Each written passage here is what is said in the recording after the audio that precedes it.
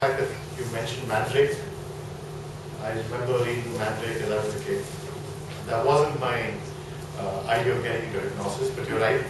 He tackled villains with it. I don't go close to villains. I don't seem to find them in my life. Sorry? Only heroines. Yeah, well, I tried that too. It doesn't work. There's a big difference between hypnosis and hypnotherapy. The content being the same, the usage is different. Hypnosis is for the comics. Hypnosis is for entertainment. Hypnosis is for Mandrake. But hypnotherapy is using hypnosis for everybody. Hypnotherapy is a therapeutic use of hypnosis. I've done a couple of Rotary talks this year, which has been fantastic. I used to have this lovely 3-page, 20-minute presentation where I would just read from A to Z and we would clap hands and I would leave. But it didn't work. My first Rotary meet, I don't mean to scare you, lasted 2 hours. I said, listen, it was supposed to be 20 minutes, 2 hours is a long time.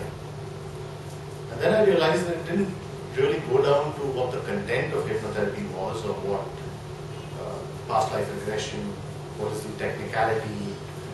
It boiled down to what's the reason you were all here. How many of you here knew that I was coming in? Show of hands, okay. By the way, you guys will be lifting a lot of your hands today, so I hope you've had a good peak. You need the energy. So again, just a show of hands, all of you, whoever heard that I was coming in and the content was hypnotherapy and past life regression. Just a show of hands, please. Good one. What intrigued you? What was it all about? Was it hypnosis? Was it Mandrake? Was it past life regression as you see on television? What was it? The truth of the matter was that it was something within you. It was something that said, this seems to be an interesting subject. This seems to be something that I would like to know about. Is there any logic to it? Was it logical? Did you know about hypnosis? Did you know about past life regression? Excepting from what you saw on television? No, it was something that you just decided you would like to do. And hence you are here. I hope to provide you with exactly what you have come here to take. You've all come here to find some answers. Hypnosis or hypnotherapy and past life regressions are tools to find those answers. How do we find these answers? Has anybody here been hypnotized before? I don't plan to do it today. No one. But has anybody been? Show of hands.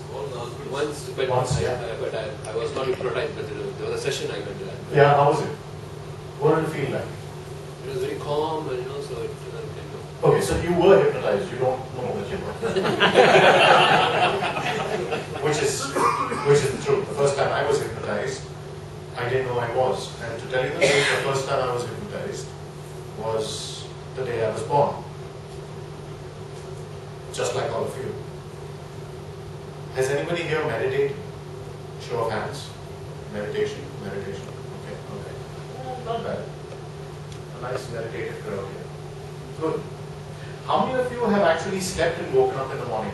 Show of hands. It's not a difficult question. Everybody does it. Just show of hands. Okay. Now I'm going to explain something to you. When you go to sleep, right, all relaxed, let's say you wake up around 6 o'clock. Not those of you who wake around 10 o'clock, it's okay. Those of you who wake around, imagine 6 o'clock. At about 5:30, 5:45, you're still asleep because you wake up at 6. Around 5:45, your awareness begins to linger. You can hear the doorbell ring, but you are still asleep. You can hear your spouse move around. You are aware that the sun has risen, but you're still asleep. That is actually a state of hypnosis. That is also the state of meditation. For those of you who have meditated, that you are within yourself and you are still aware of everything around you. Hypnosis is nothing but a Western word to meditation.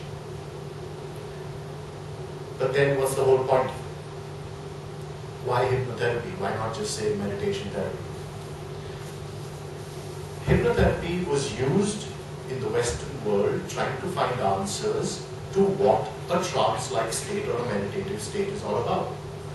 And they called it hypnosis, which actually means in Greek to be asleep.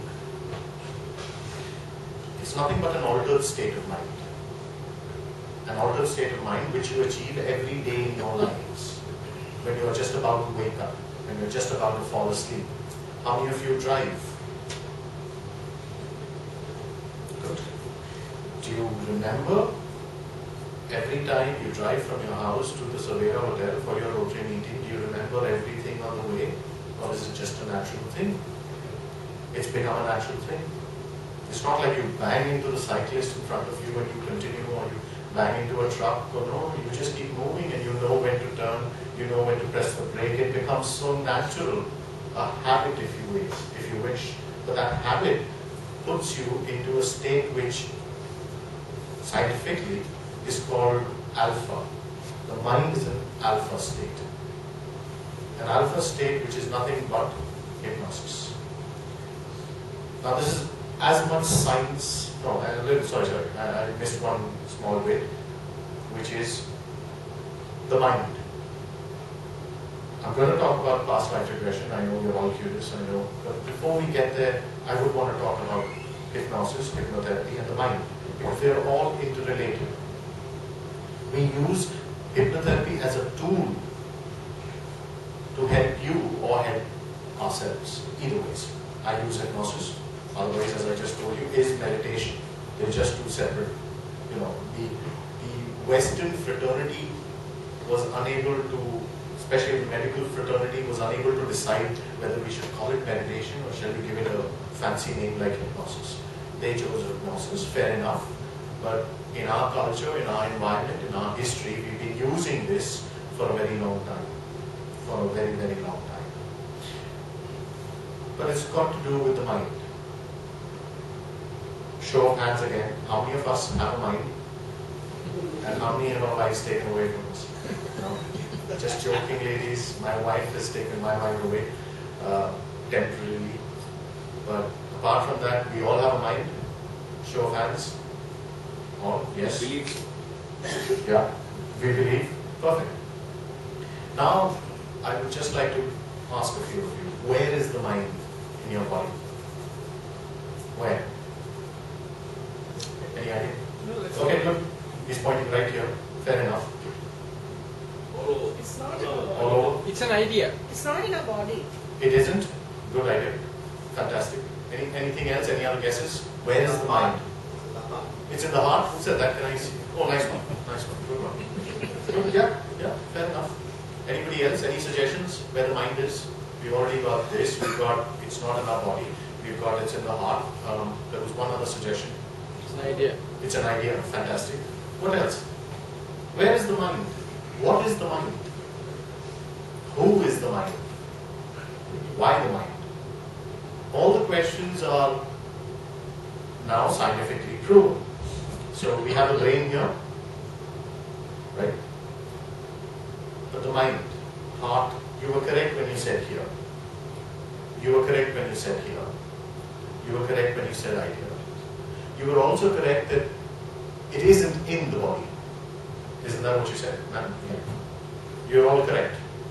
So here's what the Korean photography concept worked, and they tried to figure out what the mind is. And they did a research, and they found this mind to be an energy body which is 12 feet in diameter, and it is around each individual. It's a subtle energy body, you can't see it, I can't see it, fair enough. but through certain cameras you are able to spot this energy body. It's 12 feet in diameter. Now, have you ever felt butterflies in your stomach? Have you ever felt nervous and say, here? Has any one of you ever used the word, I have a gut feeling, or the phrase, I have a gut feeling? The gut, in fact, a little 1 inch above your navel, is the center of that 12-inch diameter. 12 feet. 12 feet diameter, sorry, I said inches, sorry. 12 feet in diameter ball of subtle energy called the mind. The center being right there, which is why when you have an emotion, when you have an idea, when you have a heart, or you're thinking about something and it unnerves you, or it gives you a good feeling, either way, this is it. You feel it here first, and then it radiates out. That is the mind. Let's break it up a little bit more. There's the conscious mind and the subconscious mind. Hypnotherapy, past life regression, etc. works with the subconscious mind. What is the conscious mind? It's everything that you use right now. You're listening to me, your ears are working, some of you are dozing off, your eyes are working. Fair enough. It's the conscious mind. We live our lives with our conscious mind. But it's only 10 to 12% of our mind. Only 10 to 12%. The balance, 88 to 90% of our mind is the subconscious mind. So let's analyze what the conscious mind does. Logical reasoning. Simple as that. Day-to-day activities. Intake. Outflow. Conscious mind. What's the point? You have to make a decision. You work with pros and cons. You decide, is this good for me? Is this bad for me? If I do it this way, it will work. If I have to come to Savera from my house, this is the route I should take. All decisions made through the conscious mind. The subconscious mind does not have logic at all. Remember, it is 90% of our mind, and it does not have logic in it. Then what does it have? Do you think that your heart is beating, or does your heart beat normally? Do you think when you breathe, or do you automatically breathe? When you're asleep, does your body digest? Your entire autonomic function in your body is taken care of by the subconscious mind. But that's not it. The subconscious mind also caters to your emotions. Emotions is an interesting thing. How many of you have seen, I'm sure, how many of you have seen films? Hindi films, Tamil films, English films? Okay, good. So let me just get a gauge out here. How many Tamil films? Tamil film lovers. Okay. How many Hindi film lovers? Not bad, pretty much equal. How many English film lovers? All right, English film lovers. That are pretty good. When you watch a movie, whatever language it is, the person sitting next to you reacts to a different joke. You find something funny. The person next to you finds something funny. You watch a scene where at the end, the son saves his mother. And you feel happy. But the guy next to you is crying in happiness. He's got tears in his eyes. He's feeling emotional. All of this comes from the subconscious mind. And the subconscious mind does one more thing. It keeps your memory. Do you remember, how many of you remember you brushed your teeth yesterday? No show of hands, nobody? Really? Sure. No, guys. You don't forget. I should have got it. I should have definitely got it today. How many of you remember that you brushed your teeth day before? Every day we do it, so. We know You that know. we've done it. Yes, but do you remember day before? You raised your hands. Do you remember day before? Do you remember walking up, standing in front of the wash basin or the mirror? Get those scenes back. You get the scenes back. Do you know what you were wearing? You know. Kind of. Exactly, kind of. Fair enough. You're doing well. What about the day before that? Chances are less. You actually remember everything. But it's in your subconscious mind. You don't access it. You use your conscious mind. Now I'm going to use the analogy of a computer. If I know this is, but if you look at a computer, for those of you who understand how a computer works, there is something called the RAM. And the RAM, every time you restart the computer, it refreshes. But the processor, your hard disk, it stays. You can shut down your machine, start it again. The hard disk will still have the same documents you created years ago. In fact, right now there are folders and you look at documents and say, I don't even remember how this got here. You might have put it in, but you don't even remember because you made it like 2 years ago, 3 years ago. The subconscious mind is the processor, the hard disk, the graphic card, you name it. It is everything of your own mind computer. Whereas the conscious mind, which is what we all use all the time, is only like the RAM. The minute we go to sleep and we wake up the next day, we don't remember too much about the day before. We remember less about the day before that, and last week I don't remember anything. But if we use the subconscious, if we access the subconscious, we are able to bring out memories. Hypnotherapy was used earlier to access that. Before you heard of something called past life regression on television and say, okay, Punarjanam and all the other Satjanam and all these things. Before that, hypnotherapy was used to do what was called an age regression. A regression process to access your subconscious mind and go back to memories of this lifetime, of your experience that you may have put aside. There was a time in school when you were scolded at. Anybody here remembers that? You must have been in the 4th standard. Yeah. Do you remember the time you were... See, if you remember that, do you remember all the moments you were scolded? No. But you do remember a few. Those ones felt something. You remember them because of some connection. But there are some that you have forgotten. Some that you have chosen to, or you chose to forget. Some that you said, listen, I don't want to remember this day ever again. The memory still exists, but you just don't remember it. It still affects you. It still works on your judgment.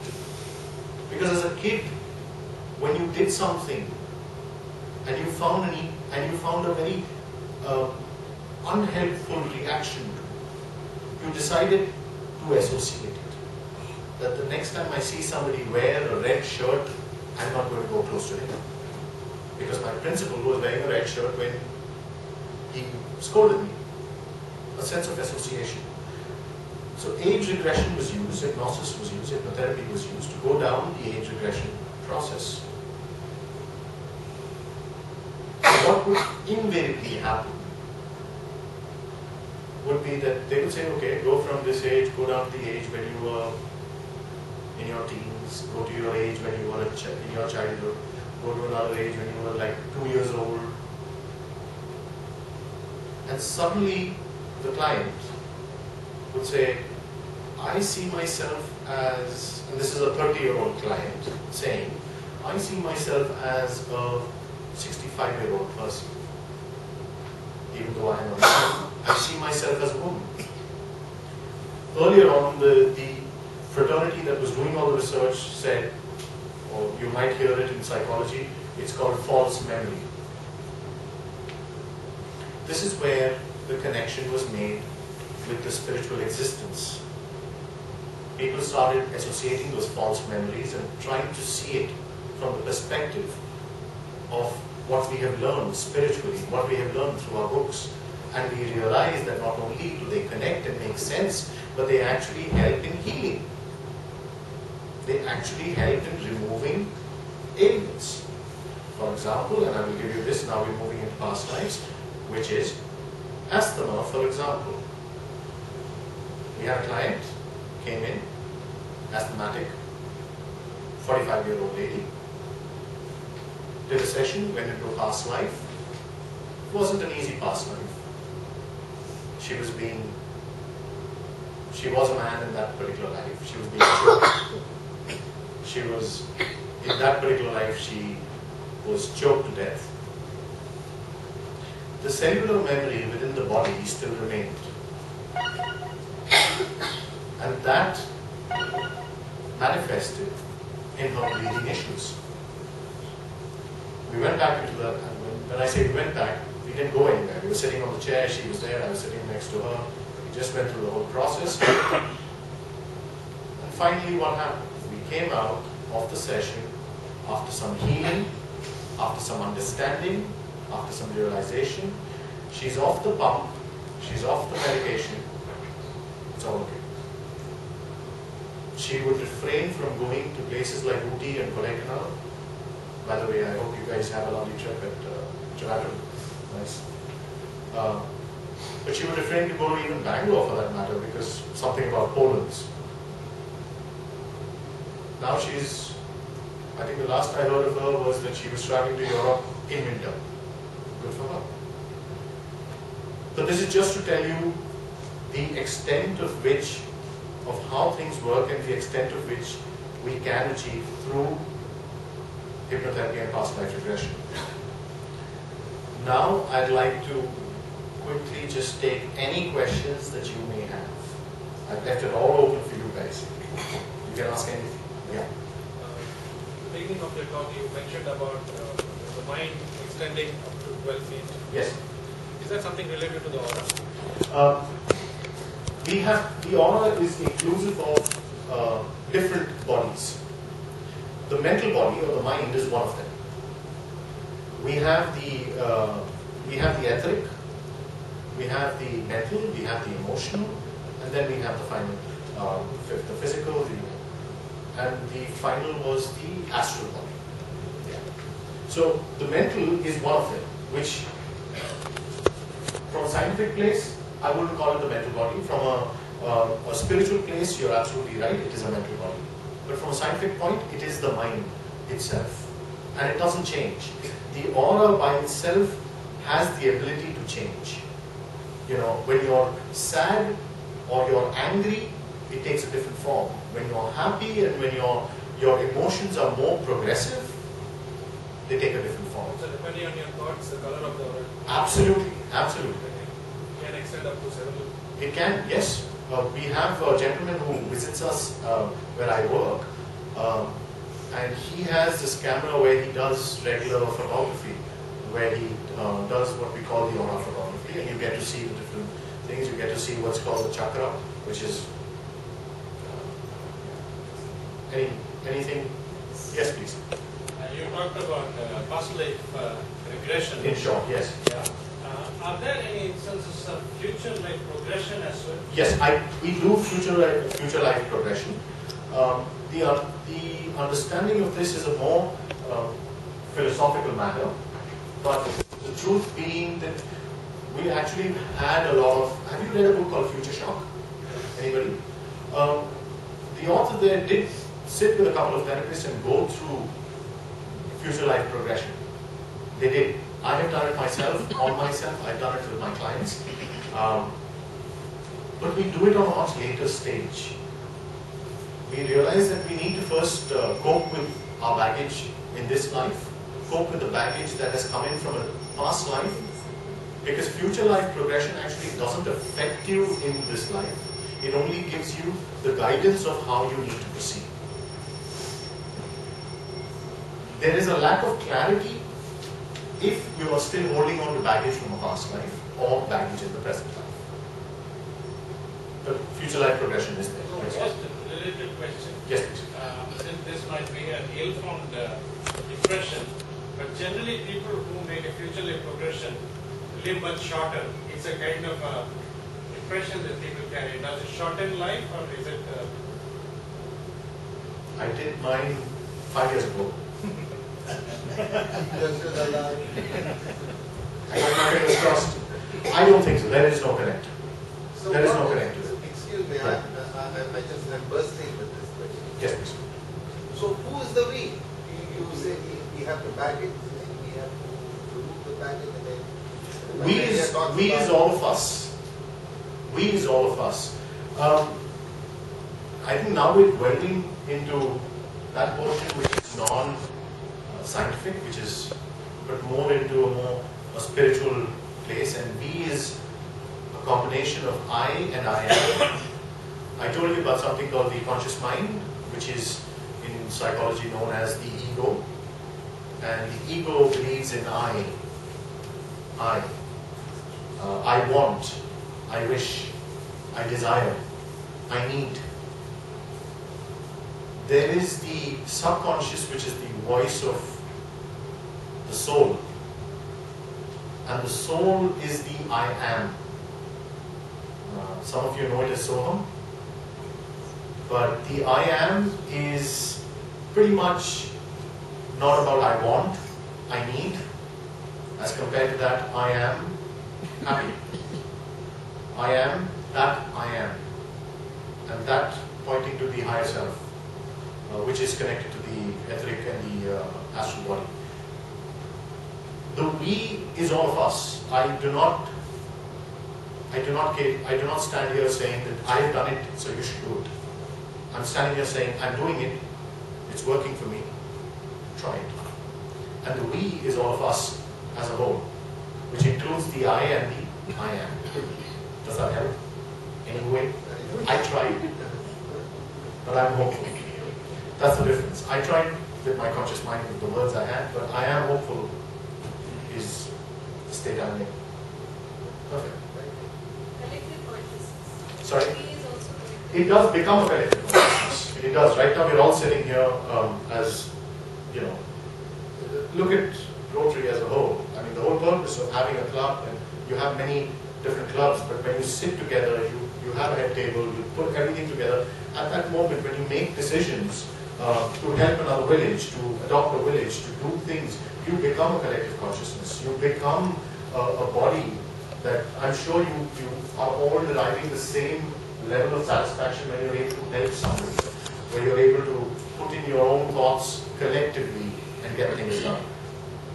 That is collective consciousness, and that becomes the we again.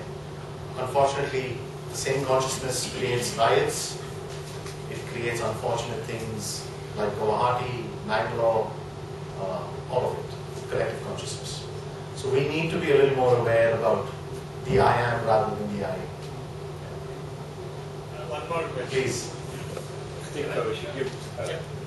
I'm sorry, I'm really What's the connection between psychotherapy and hypnotherapy? Psychotherapy, now here's the thing.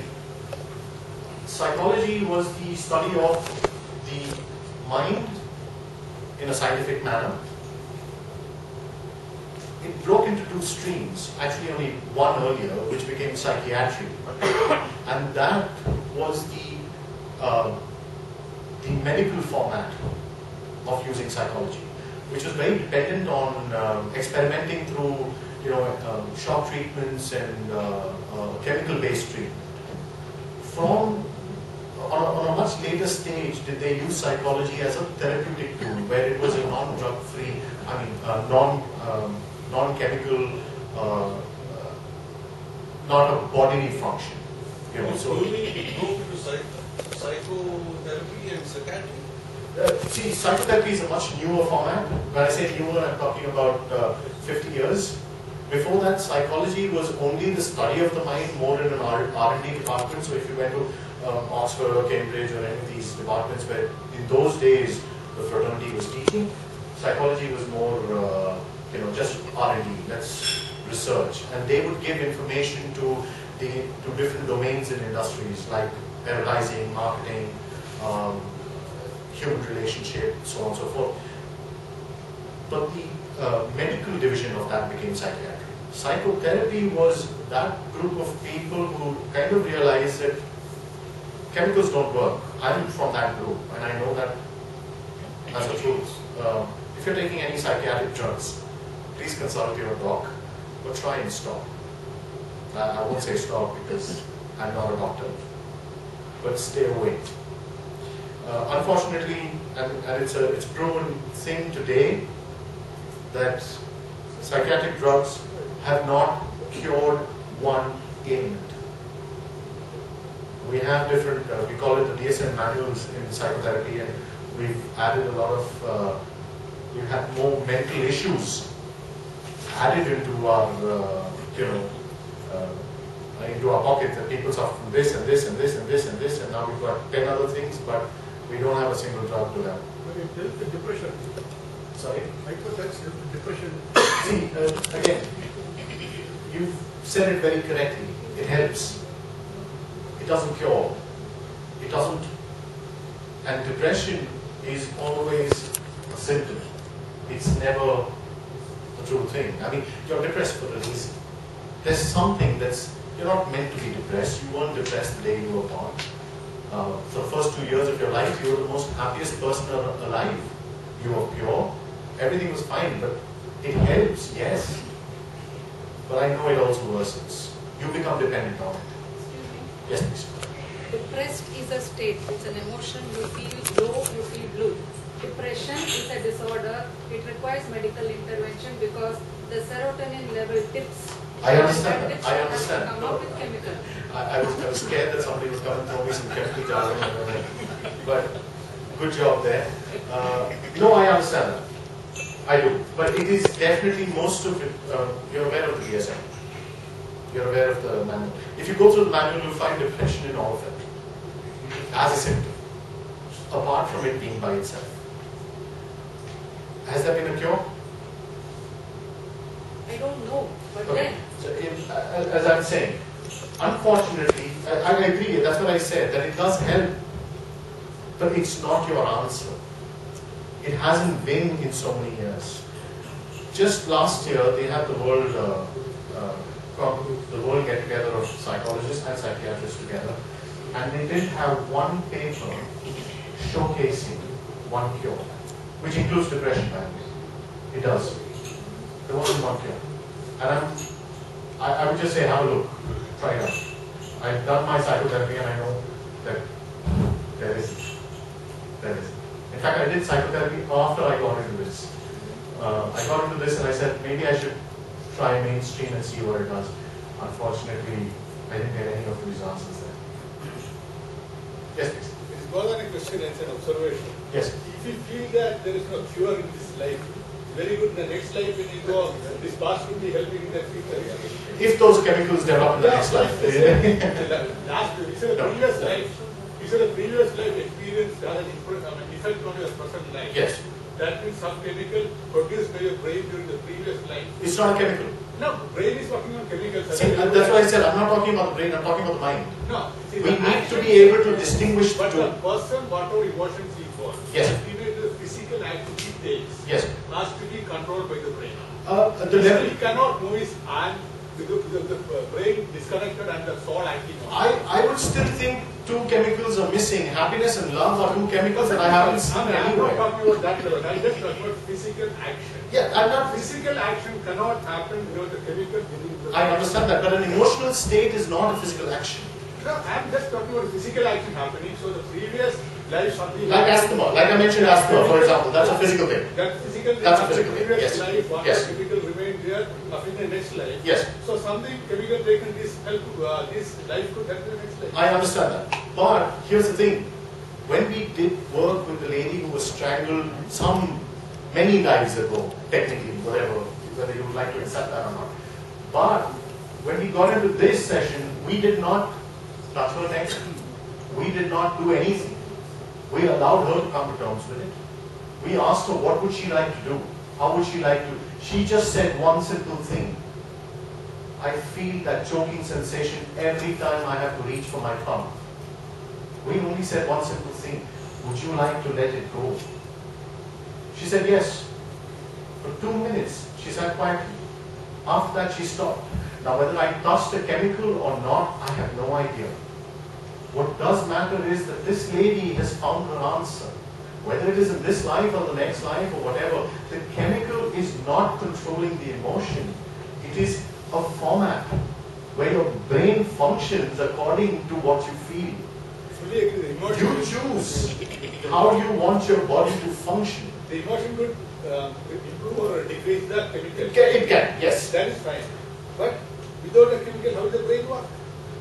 Again, the brain, I go to the doctor for that. Either I have immersion or the medicine. I agree what No, but I haven't seen the medicine really help, because most of my clients come after they have taken all the medicines that they need, whether it is for depression or whether it is for, things like aggressiveness. After 10-20 years they come back, and then we need to go through lots of sessions. But once they wean off, we are able to get to the root cause. And when you get to the root cause, it doesn't matter. Then what happens to the person who doesn't believe in previous life and next life? It doesn't matter. It doesn't matter. No. What's important is, do you want to heal? If you think that, yes, I want to heal, and this is my answer, I can't stop you. When we go to the doctor, we believe that the doctor is going to help us. When you come for healing, you help yourself, and your commitment is everything there. Sorry, I know we're running out of time. I just want to, in fact, a very fundamental question. Yes, please. What are the kind of problems patients come to for hypnotherapy? It ranges, basically it covers everything. I mean, I get this question all the time. I work on 3 aspects, which is what we call holistic healing. So that's mind, body, and soul. So if you have mental issues like stress, issues that are with the mind like concentration, if you've got issues like lack of sleep, tiredness within your own thinking, those are mental issues. Emotional issues could vary from relationships, from your own likings and dislikes, fears and phobias. You could be afraid of something, a fear that you developed in this life. Phobia, source unknown. You haven't had an incident with a snake in this life, but for some reason you're afraid to see snakes. We address those on an emotional level. Physical, as I said, asthma, skin afflictions. We are working with terminally ill cancer patients. When I said, okay, this we is part of the Hypnotherapy School of India. We're a group of therapists who go to different hospitals because they're beginning to recognize us, and they're still not ready to give us, patients who have an opportunity. So they say, okay, why don't you try your therapy on terminally ill patients, and we do. We're still working on it. We do this, each one of us takes rounds once a year.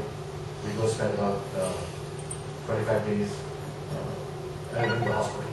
And it's working very well. A lot of people who are terminally ill are unable to cope with it. Their families are unable to cope with it. Some people have been trying to help their loved one through this process, and they're so involved that their fear is, at the time of loss, they will not know what to do in their lives. So we help them there. We do a lot of therapy to help them disconnect from that. So it ranges in everything. Just one last question afterwards again. Sorry. Yes. You're telling there's some similarity between meditation and hypnotherapy. Yes. But as of what I am thinking is, meditation comes from within. Yes. And hypnotherapy, somebody has to sit with you. Not really. As I said, you are already in a state of hypnosis every time you go to sleep and wake up, or when you're about to fall asleep. And we all go through it. When you watch television for more than an hour, you're going to go into an alpha state. As a therapist, I guide you. Now, in meditation, there are two ways of meditation. You play a CD, or you listen to somebody guiding you through that process. He's basically doing exactly what I would do. Or you just sit by yourself without any guidance and just meditate. Now, if you do it yourself, we have something called self-hypnosis, which is the same thing. I have the course happening in August 18th and 19th, which is level 1, where you not only learn how to use hypnosis, but you also learn self-hypnosis, which is pretty much what you can do. So here the difference is, when you are in a meditative state, I'm still talking to you. I'm still guiding you. As a therapist, I'm a guide. I allow you to take charge of yourself. Thank you very much.